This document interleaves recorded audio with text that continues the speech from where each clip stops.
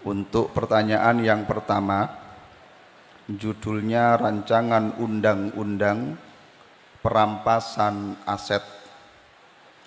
Pertanyaan ini dari PPHY Lirboyo.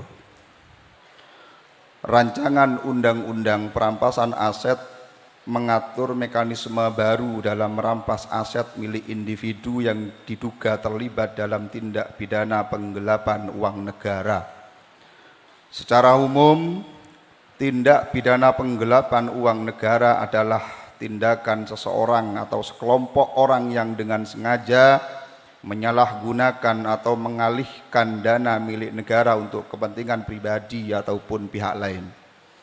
Tindak pidana ini biasanya dilakukan oleh mereka yang memiliki jabatan atau kedudukan di dalam struktur pemerintah seperti DPR, staf presiden, kementerian dan lain-lain, sebagaimana Undang-Undang Nomor 21 Tahun 2001 Pasal 8 yang berbunyi, setiap orang yang karena jabatan atau kedudukan menyimpan atau menggelapkan uang ataupun surat berharga negara yang berada dalam penguasaannya dapat dipidana.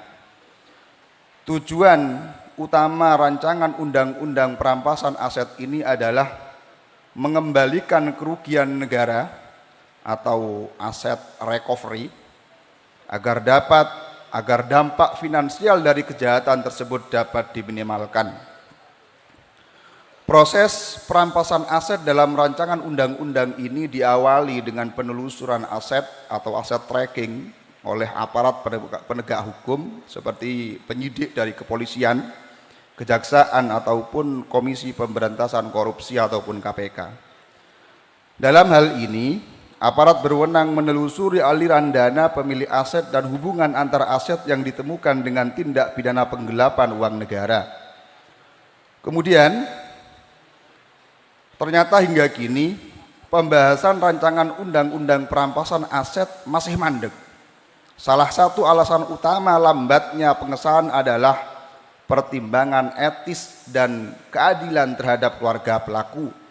Dalam wawancara yang dilakukan pada 6 April 2025, Presiden Prabowo menyampaikan pandangannya, kerugian negara yang ditimbulkan pelaku ya harus dikembalikan. Karena itu aset-aset hasil korupsi layak disita negara, tapi kita juga harus adil kepada anak istrinya. Apakah adil jika anaknya ikut menderita karena kesalahan orang tuanya? Dosa seorang ayah seharusnya tidak diwariskan kepada anaknya, tapi tentu saya ingin mendengarkan pandangan para ahli hukum.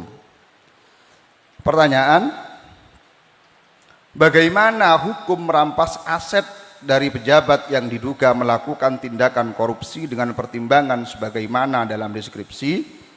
Jawaban, merampas aset terduga pelaku tindak pidana korupsi dalam upaya untuk memulihkan dan mengamankan aset negara dapat dibenarkan.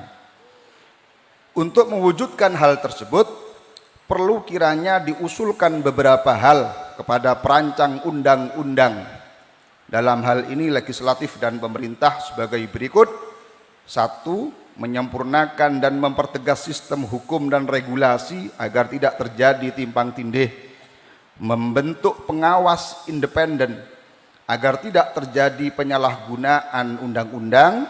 Kemudian yang ketiga, melakukan penelusuran dan penyelidikan yang transparan dan akuntabel. Referensi salah satunya Al-Bahrul Ra'iq, Bughayatul Mustarsidin dan lain sebagainya.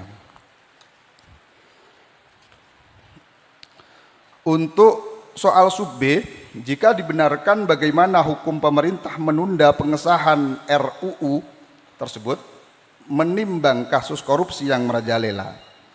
Jawaban, hukum menunda pengesahan rancangan undang-undang perampasan aset tidak dibenarkan karena berpotensi besar atau memberikan ruang pada koruptor untuk mengamankan asetnya sehingga kerugian negara tidak bisa dihindari. Kemudian pertimbangan yang kedua menunjukkan tidak keseriusan dan lemahnya pemberantasan korupsi di Indonesia. catatan, klaim bahwa menetapkan rancangan undang-undang tersebut dapat menimbulkan tindak kesewenang-wenangan, keadilan untuk keluarga masih bersifat praduga dan tidak berdasar, karena dalam literatur fikih dana yang dihasilkan dari cara semisal korupsi dan semisalnya boleh untuk diambil paksa. Pengambilan 1 al-fiqhu ala madzahibil arba'ah dan lain sebagainya.